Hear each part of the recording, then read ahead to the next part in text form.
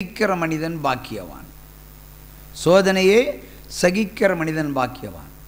அவன் உத்தமன் என்று கண்டுகொண்ட பின்பும் ஒரு கண்டிஷன் வச்சிருக்காரு. தம்மேல் அன்பு கூர்ந்தவர்களை மட்டும்தான் ஆசீர்வதிப்புன்னு சொல்றார். எல்லோரும் இல்லை. சோதனை எல்லாருக்கும் வரும்.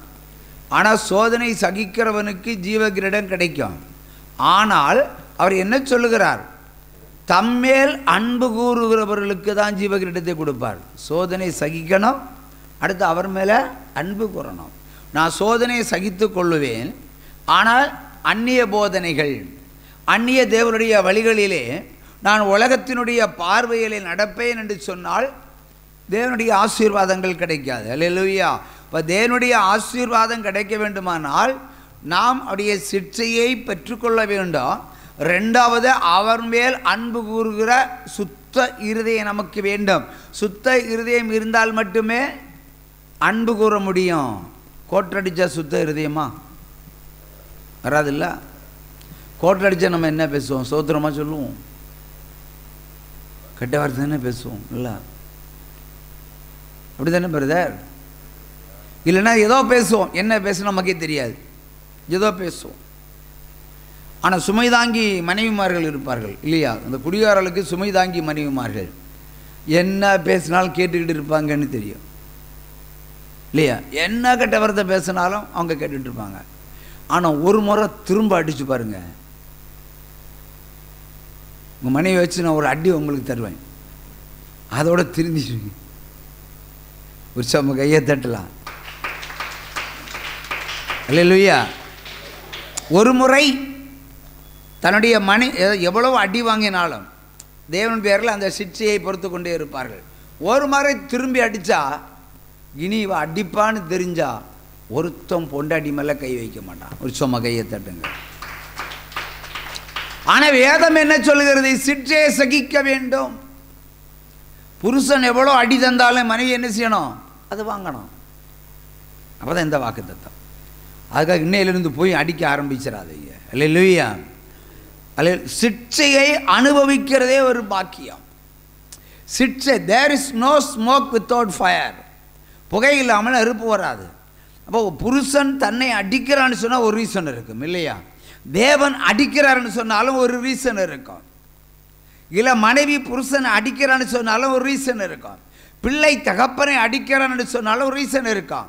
தகப்பன் மகனை அடிக்கிறான ஒரு காரணம் இருக்கும். அந்த காரணத்தை கண்டுகொண்டு நிவர்த்தி செய்தால் பிரச்சனைக்கு முற்றுப்புள்ளி. இல்லை என்றால் நூலுன்னா என்ன? நூல், டெய்லரிங் நூல், அதை எண்டு கண்டுபிடிக்கிறது ரொம்ப கஷ்டம் இல்லை? எண்டு கண்டுபிடிக்கிறது கஷ்டம். ஒரு நுனியை ஒன்றில் கட்டுங்க, ஒரு ஆணி அடித்து கட்டுங்க, கடைசி எண்டை கண்டுபிடிச்ச முடியுமா? கிளியாமல், நூல் அத்து போகாமல், கொஞ்சம் சிரமம். அதே மாதிரி தான் சிலருடைய வாழ்க்கை. ஒரு நாள் முற்றுப்புள்ளி வைக்கப்படாது, முற்றுப்புள்ளி இல்லாத வாழ்க்கை. ஆனால் தேவன் சொல்கிறார், சிற்சையை சகித்துக்கொள், என் தண்டனையை சகித்துக்கொள், ஆனாலும் நீ என் மேல் அன்பு கூர்ந்தால் மட்டுமே நான் உனக்கு ஜீவகிரீடத்தை தருவேன். அப்போ தேவ அன்பு உங்களிடத்திலிருந்து உண்டாகணும். அல்லேலூயா. உண்டான மட்டும்தான் ஆண்டவர் என்ன செய்வார்? அதிசயத்தை செய்வார். உபாகமம் 23:5 வாசிப்போம். உபாகமம் 23:5 நடுவில் இருந்து வாசிப்போம். உன் தேவனாகிய கர்த்தர் பிலேயாமுக்கு செவி கொடுக்க சித்தமில்லாமல், சத்துருக்கு செவி கொடுக்க சித்தமில்லாமல், உன் தேவனாகிய கர்த்தர் உன்மேல் அன்பு கூர்ந்தபடியினால், உன் தேவனாகிய கர்த்தர் அந்த சாபத்தை உனக்கு ஆசீர்வாதமாகவே தந்தார். இப்போ சாபத்தையே அவர் மாற்றி ஆசீர்வாதம் தந்தார். அன்பு கூர்ந்தபடியினால், அவர் யார் மேல் அன்பு கூறுகிறாரோ அவரையெல்லாம் சிருஷ்டிப்பார், சிருஷ்டிப்பார். சிற்சையும் சிருஷ்டிப்பும் வரும். அப்போ வந்தால் மட்டும் போதாது, அவர் மேல் அன்பு கூறக்கூடிய சுத்தமான இருதயம் நமக்கு வேண்டும். என்றால் தான் ஜீவ கிரீடம் கிடைக்கும்.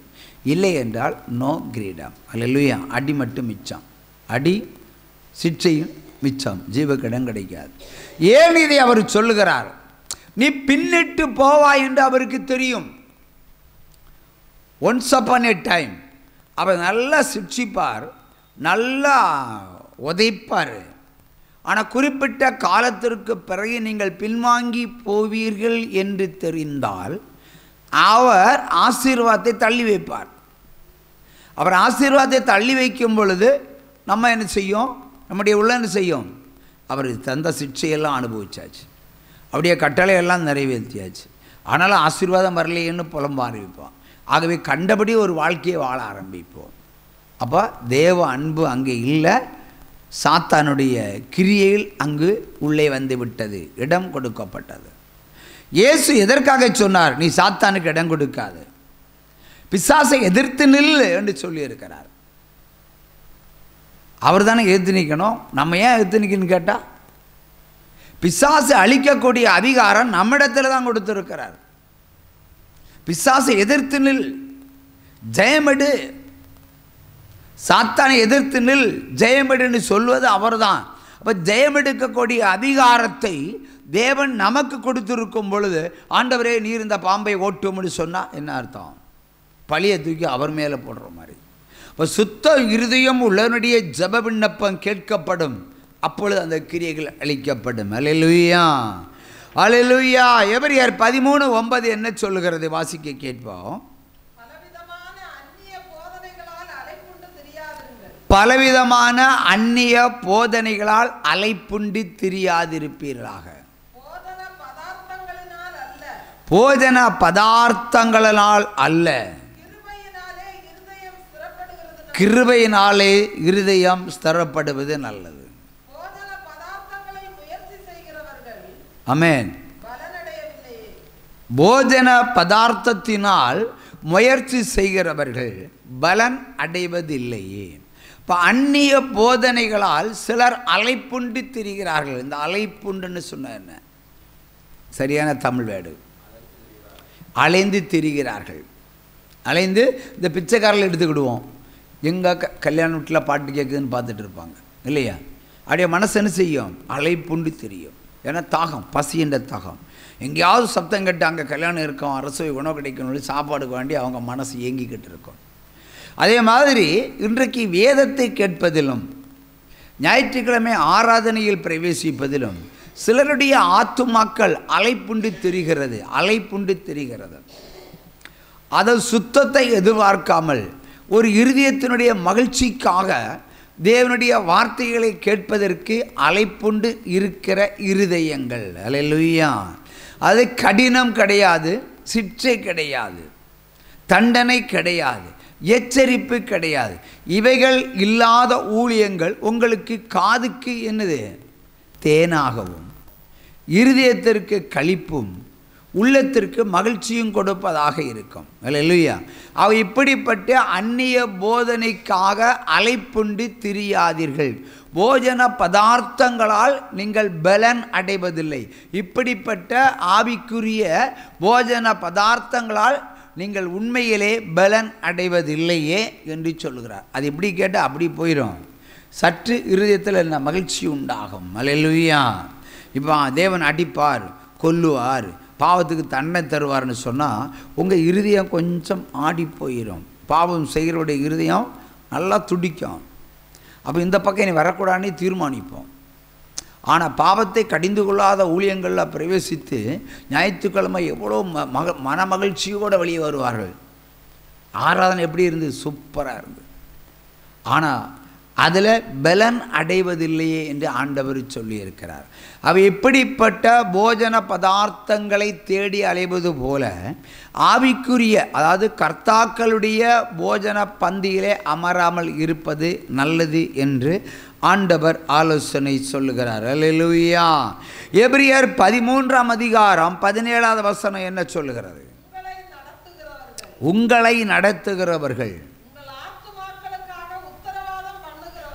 உங்களுடைய ஆத்துமாக்களுக்கு உத்தரவாதம் பண்ணுகிறவர்களாய் இருக்க வேண்டும். விழித்திருக்கிற ஆனபடியினால் அவர்கள் துக்கத்தோடு அல்ல, சந்தோஷத்தோடு அதை செய்யும்படி அவர்களுக்கு கீழ்ப்படிந்து அடங்குங்கள். அவர்கள் துக்கத்தோடு அப்படி செய்தால் அது உங்களுக்கு பிரயோஜனமாக மாட்டாது. திரும்ப ஒரு முறை வாசி.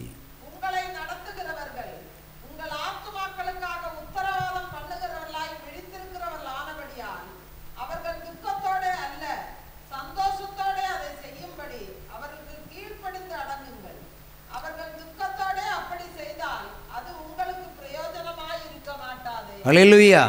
தீர்க்க தரிசனங்கள் வெளிப்படுத்தி சொல்லும் பொழுது சந்தோஷத்தோடு தான் ஊழியக்காரன் சொல்லுகிறார். ஆனால் உங்களுக்கு அது சிலருக்கு துக்கமாக வெளிப்படும், சிலருக்கு சந்தோஷமாக வெளிப்படும்.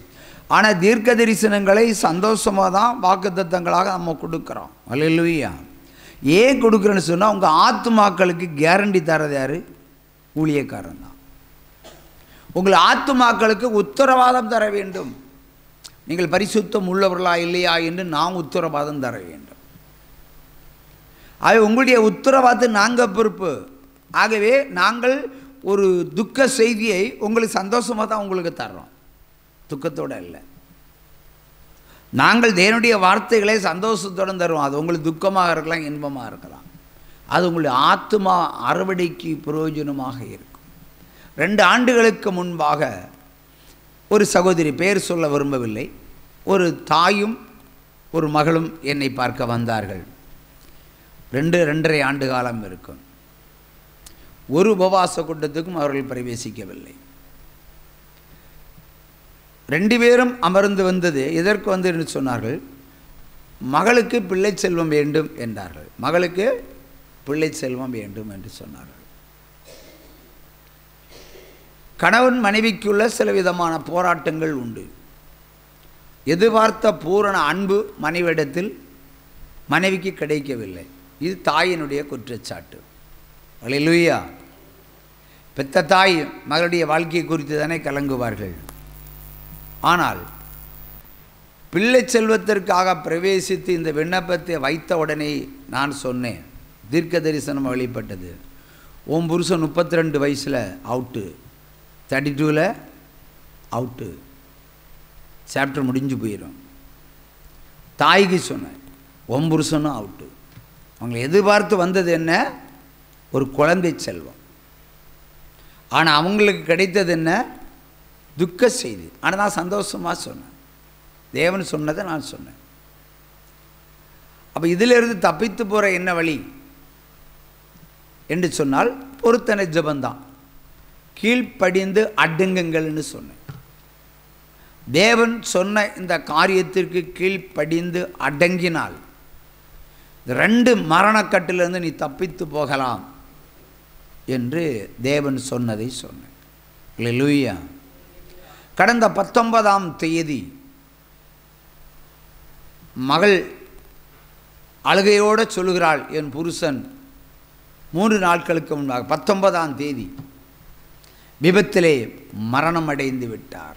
விபத்திலே மரணமடைந்து விட்டார் என்று சொன்னதும் எனக்கு ஆக்ரோஷமான கோபம் வந்து விட்டது. எத்தனை முறை கிறிஸ்தவத்தை உங்களுக்கு புகுத்தினாலும் வணங்கா கழுத்துள்ள ஜனமே, நீயும் திருந்த மாட்டா, உன் தாயும் திருந்த மாட்டான். இப்படிதான் நான் மாமிசத்தில் கத்தி சொன்னேன்.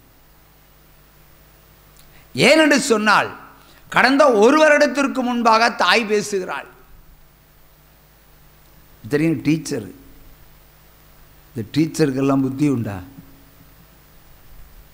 இந்த ஆசிரியர்களுக்கு புத்தி உண்டான்னு கேட்டால், என்ன கேட்டால் நிறைய பேருக்கு இல்லை, என் பொண்டாட்டிங்க இல்லை.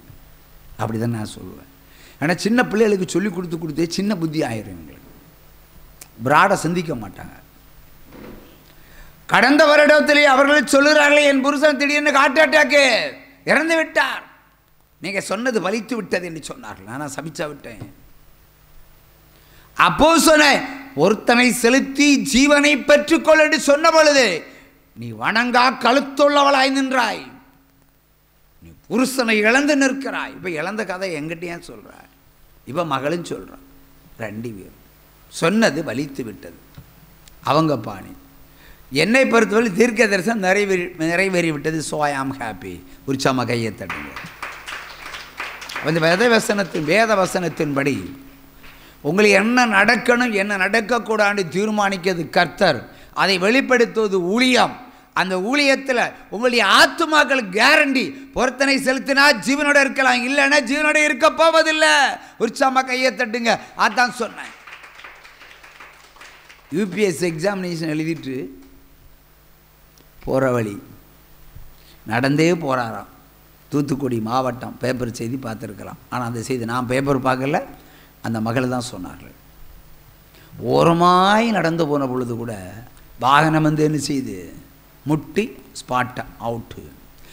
ஒரு நொடி பொழுதில் ஒரு மரணத்தை நாம் அனைவரும் கொண்டு நடக்கிறோம். அனைவரும்